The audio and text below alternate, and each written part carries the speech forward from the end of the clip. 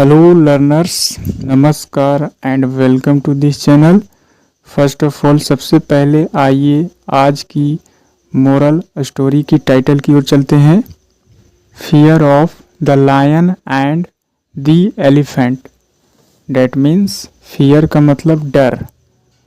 किसका डर? The lion शेर एंड और द एलिफेंट शेर और एक हाथी का डर। Now let's move on the first paragraph of this story. Once upon a time. That means एक समय की बात है, एक बार की बात है। A discussion was going on between a lion, the king of the forest. Discussion. That means एक चर्चा was going on जो कि हो रही थी। एक चर्चा हो रही थी बिटवीन के बीच, दो व्यक्तियों या कह सकते हैं दो वस्तुओं के बीच की बात की जाती है तो बिटवीन का इस्तेमाल करते हैं। बिटवीन अ लायन एक शेर जो कि the king of the forest, यहाँ पर दो कोमा के बीच शेर के बारे में इंफॉर्मेशन दिया गया है।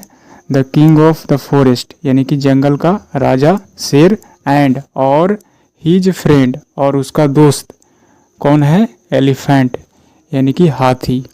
इस तरह से कहा जा रहा है कि वंस अपॉन अ टाइम एक बार की बात है और डिस्कशन वाज गोइंग ऑन यानी कि चर्चा चल रही थी किसके बीच? एक शेर जो कि जंगल का राजा था एंड और उसका दोस्त एलिफेंट यानी कि हाथी। शेर और हाथी के बीच जो है से चर्चा चल रही थी। ऐसा कहने का मतलब है who was the inhabitant of the same forest. यहाँ पर एलिफेंट के बारे में कहा जा रहा है हु जो कि वाज था, द इनहैबिटेंट यानी कि रेसिडेंट कह सकते हैं निवासी, ऑफ द सेम फॉरेस्ट यानी कि उसी जंगल का जो है से क्या था? निवासी था। एलिफेंट जो था उसी जंगल का निवासी था। They were talking about their great deeds का मतलब कर्म कर सकते हैं, एक्शन हरकतें कर सकते हैं। यानी कि वे लोग यानी कि वे लोग क्या कर रहे थे? वर टॉकिंग अबाउट यानी कि बातचीत कर रहे थे। देयर यानी कि अपने महान कर्मों के, अपने महान कार्यों के कह सकते हैं, अपने महान कार्यों के बारे में, अपने हरकतों के बारे में बातचीत कर रहे थे। देन सडनली यानी कि तभी अचानक से। सडनली डेट मीन्स अचानक से। द लायन डिस्क्लोज्ड इस तरह से शेर ने डिस्क्लोज का मतलब होता है खुलासा करना, उजागर करना। इस तरह से शेर ने क्या किया? खुलासा किया हिज फियर अपने डर को। किस रूप में? Of the crowing of cocks that means बाग देने का यानी कि मुर्गा जो है से बोलता है यानी कि साउंड प्रोड्यूस करता है, उसके बारे में कहा जा रहा है जिसको बाग देना कहते हैं। इस तरह से कह सकते हैं कि शेर को किससे डर था? मुर्गों की बाग देने से, ऐसा कहा जा रहा है। द एलिफेंट स्टार्टेड रिडिकूलिंग हिम इस तरह से सुनकर यानी कि लायन की यह डर की बात को यानी कि खुलासा जो किया कि मुझे मुर्गों की बाग से डर लगता है, ऐसा कहने का मतलब था। द एलिफेंट इस तरह से हाथी ने क्या किया? स्टार्टेड शुरू कर दिया रिडिकूलिंग का मतलब होता है उपहास उड़ाना। यू कैन से कह सकते हैं मॉक यानी कि मजाक उड़ाना। हिम यानी कि इस तरह से हाथी ने मजाक उड़ाना शुरू कर दिया। हिम यहाँ पर शेर के लिए इस्तेमाल किया गया है। शेर पर जो है से मजाक उड़ाना शुरू कर दिया, ऐसा कहने का मतलब है। जस्ट देन ठीक तभी जो है से a small mosquito that means मच्छर कह सकते हैं। अ स्मॉल एक छोटा सा मच्छर स्टार्टेड यानी कि शुरू कर दिया। सर्कलिंग अराउंड का मतलब होता है चारों ओर।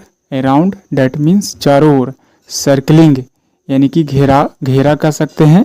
सर्कलिंग यानी कि चक्कर लगाना शुरू कर दिया अराउंड चारों ओर। द एलिफेंट्स ईयर्स हाथी के कानों के चारों ओर जो है से चक्कर लगाना शुरू कर दिया। मेकिंग हिम रेस्टलेस एंड एनेक्सियस, इस तरह से बेचैन करते हुए, यानी कि रेस्टलेस डेट मीन्स बेचैन, एंड एनेक्सियस चिंतित।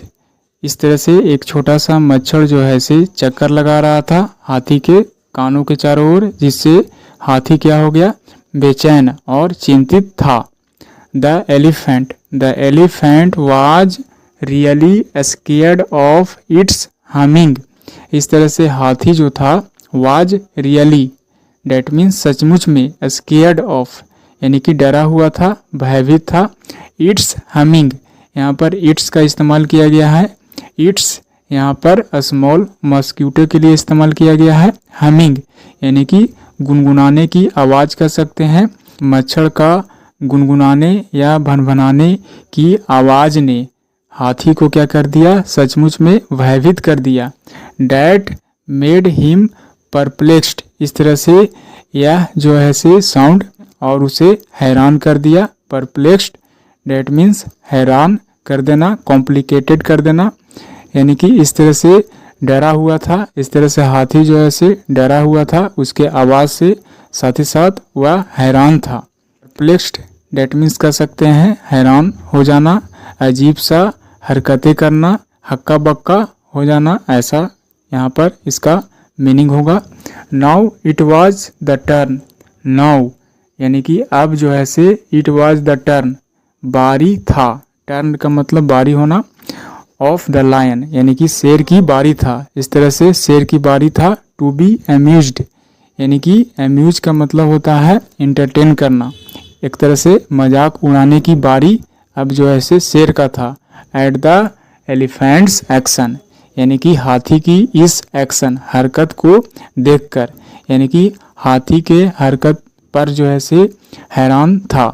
हाथी के हरकत पर जो है से हंसने का या कह सकते हैं मजाक उड़ाने का बारी जो था वह शेर का था। It was the turn of the lion यानी कि अब शेर की बारी थी। टू बी अम्यूज्ड यानी कि हंसा जाने की या मजाक उड़ाने की, इंटरटेन करने की या मन बहलाने की कह सकते हैं, हंसने की बारी थी। एट द एलिफेंट्स एक्शन यानी कि हाथी के हरकत पर, ऐसा कहने का मतलब है।